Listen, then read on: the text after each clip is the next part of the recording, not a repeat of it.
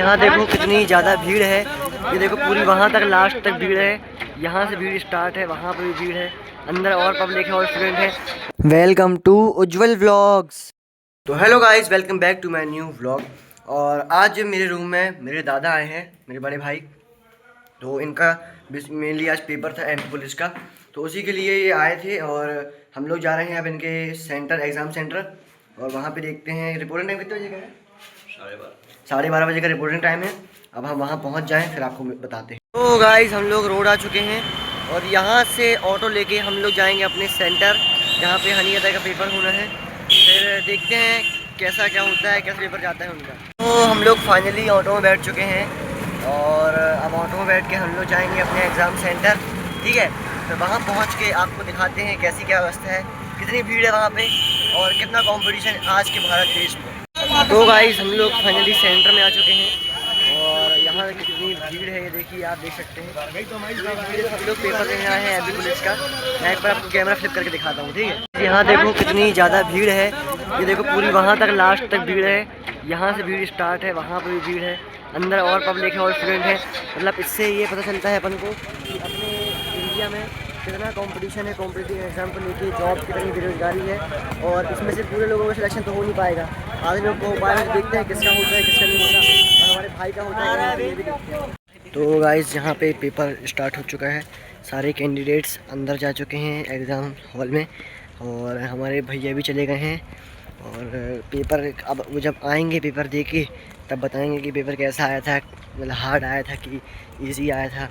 और अभी paper start हुआ है 12:30 बजे और शायद 2 बजे तक पेपर ख़त्म हो जाएगा और वो आगे बताएंगे कि उनका हो पाता है कि नहीं हो पाता। और यहाँ पे भी जो पेरेंट्स लोग बैठे हैं, हम जाके उनसे ही पूछते हैं कि गाई किसका मतलब कैसी की प्रिपरेशन है, किसी की लगता है कि पेपर कैसा आएगा, हार्ड आएगा कि ईजी आएगा, हो जाएगा कि नहीं हो जाएगा। आप लोग वीडियो के लास्ट तक बने रहिए। तो गाइस यहाँ पे एक भैया खड़े हैं, अब उनसे पूछते हैं कि वो क्या। भैया आप यहाँ पेपर देने आए हो? तो हो गया पेपर आपका? कैसा गया? क्या बताएं, मतलब कठिन आया था कि इजी? कठिन तो नहीं आ रहा है, कोई कठिन नहीं आ रहा है भैया, सही आ रहा है क्वेश्चन। पर जी के जीएस ज़्यादा पूछ रहा है इसमें और साइंस भी ज़्यादा भर रहा है, मैथ और रीजनिंग कम कर दे रहा है, मतलब कम पूछते हैं। तो क्या लगता है हो जाएगा आपका? कहाँ होगा 51 नंबर आए हैं मेरे। और कितने एस्टिमेटेड है कट ऑफ? एसटी में समथिंग 55 प्लस लेते हैं, 55-60 प्लस लेते हैं। अच्छा, तो कुछ कह नहीं सकते। अच्छा। तो गाइस जैसे कि भैया ने बताया कि पेपर कठिन भी नहीं आया था और इजी भी नहीं आया था, मतलब एवरेज लेवल का था। लेकिन जी के जीएस ज़्यादा पूछे हैं और इनके 51 मार्क्स आए हैं, तो सिलेक्शन होने की संभावना इनकी कम है। और सब लोग तो अभी यहाँ मतलब जितनी भी भीड़ थी, पब्लिक थी, सब हट गई है।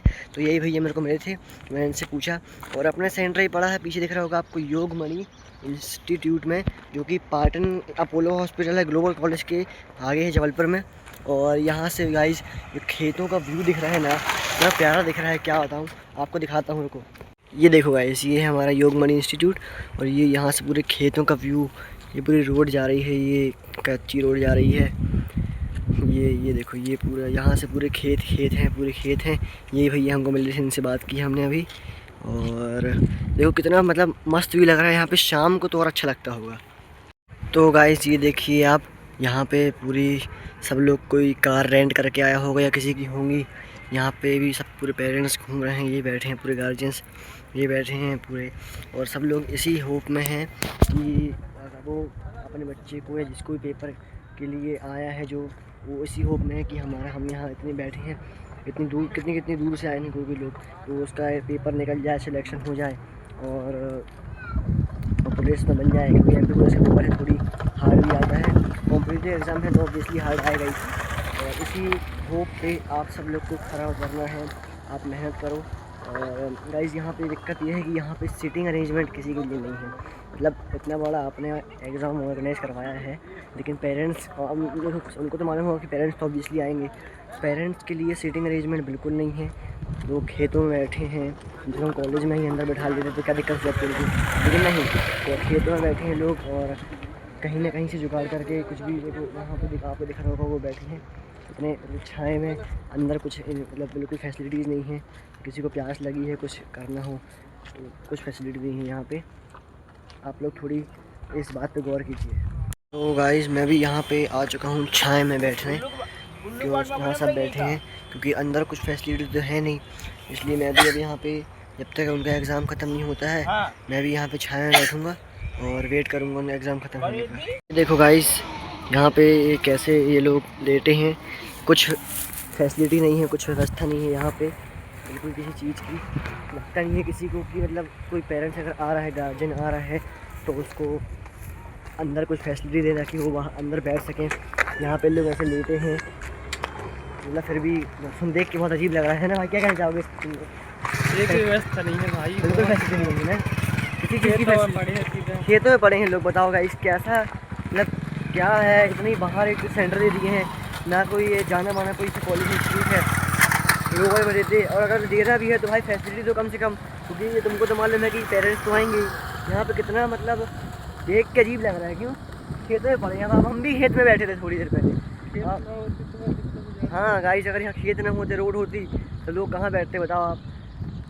कोई नहीं, आप लोग ये वीडियो देखिए, शेयर कीजिए ताकि ये वीडियो सब तक पहुँचे और रियलिटी पता चले कि रियलिटी में क्या होता है यहाँ पे। तो गाइस देखो जैसे कि पेपर अब ख़त्म होने वाला है तो पूरे कैंडिडेट बाहर आएंगे, तो सबको उनको लेने के लिए देखो यहाँ पे ऑटो वगैरह आ गई, क्योंकि कुछ लोग ट्रेन से आए होंगे। तो यहाँ पे सबके गार्जियंस भी खड़े हैं और यहाँ के बैठ गए हैं सब लोग, और बस थोड़ी देर में ही सब छूट जाएंगे पूरे कैंडिडेट और जाएंगे अपने अपने घर सब लोग, और हमारे भैया भी आने वाले होंगे थोड़ी देर में। तो गाइस ये देखिए पूरे कैंडिडेट्स बाहर आने लगे हैं, एग्ज़ाम टाइम ओवर हो गया है इसलिए, और हमारे भैया भी बाहर आएंगे। गाइस दादा आ चुके हैं, भैया पेपर देके पेपर बोल रहे हैं ठीक किया है, उन्होंने एवरेज किया है